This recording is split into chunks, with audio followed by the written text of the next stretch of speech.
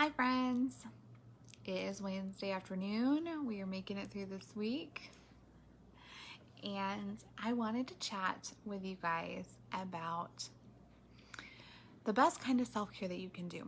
Over on Instagram this week, I've been sharing some reels of my favorite kinds of self-care. One of my favorite ones that I shared earlier was going out and walking and like being around nature. I especially love, especially this time of year, like walking in the woods is so life-giving to me and it just feels so good. So maybe you like to run and be outside, or maybe you just like to walk and hike, or just be active biking or some other way.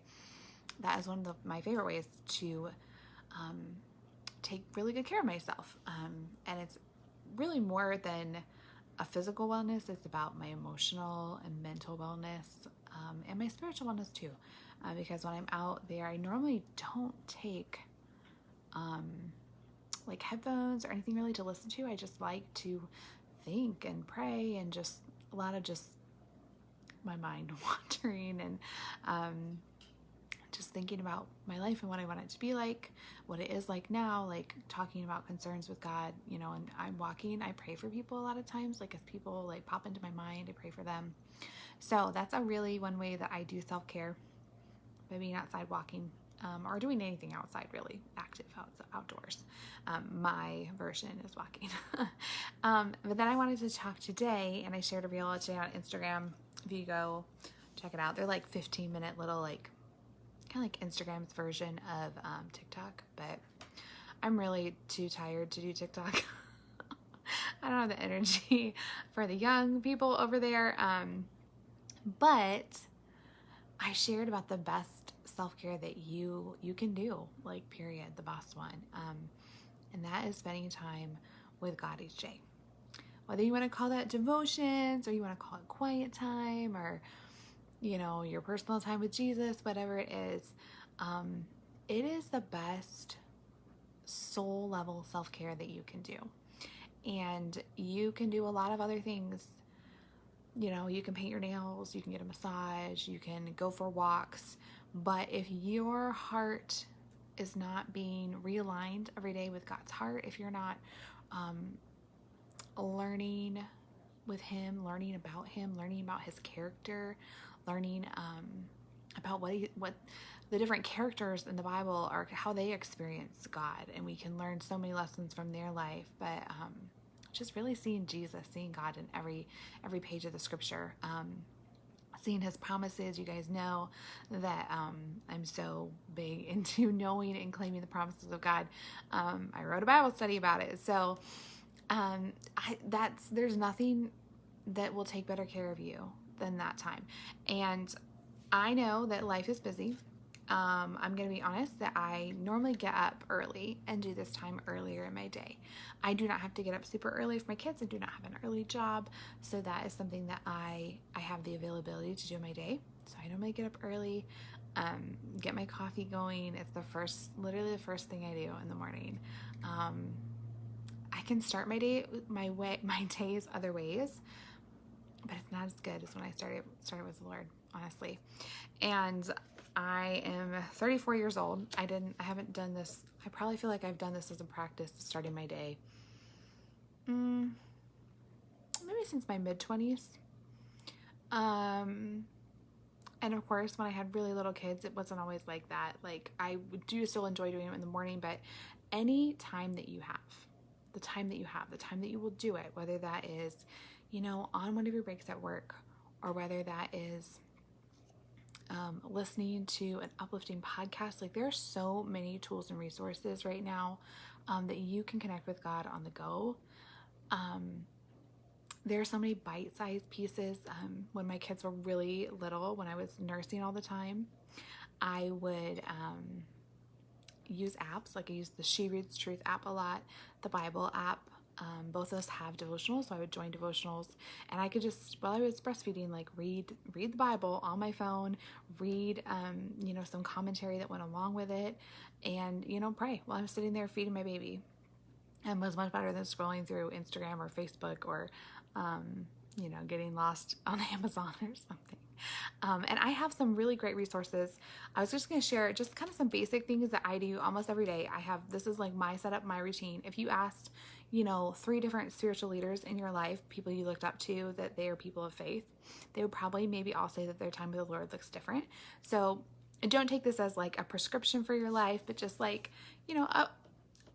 a little peek, a little look-see into like how someone else's time with God looks like. I'm going to link a blog post on this that I have that has a ton of resources, Bible study resources, things that you can use, things that are short, things that are longer, prayer resources, meditation resources, Bible study resources. I have got you covered with the resources. So I'm going to take a little sip of my chai. And I started the reel. If you are on Instagram, you should go watch it at Chasing Vibrance because it's cute. It's cute. But I started it with a Bible because you should always start with the Bible. And this should be this foundation and the base of your time with the Lord.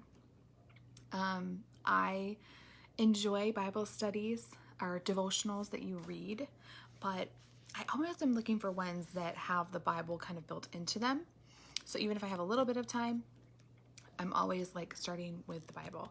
So for example, this is a study that I'm currently kind of doing. I'm half doing it right now because I'm doing something else, and that's totally fine. God's not mad if you like quit Bible studies or you switch to a different Bible study and you're gonna come back to this other Bible study another time. He doesn't care. It's not like a school assignment. As long as you're learning and growing, it doesn't matter. But this, we always have, so there's always a verse like to write out, and then I normally read the verses around it to get the context, and then there's some writing and some application. One of the other ones that I really enjoy is this simple one, 100 Days of Brave. This is so short. These are like 3 to 5 minute reads.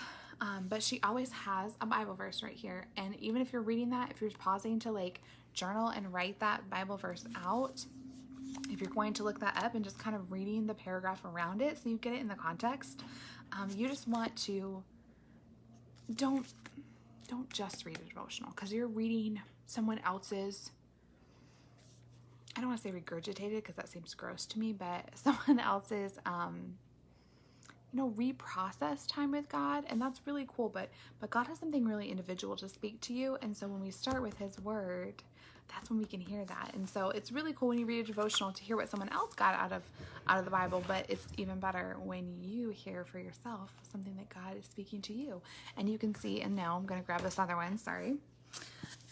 This is New Morning Mercies by Paul Tripp. Yeah. So this is the same thing. He has a Bible verse. He always has like some thoughts, some devotional thoughts. And then always at the bottom it has like, for further study, read this section of scripture. So when I do that devotional, I always kind of go to the scripture as well.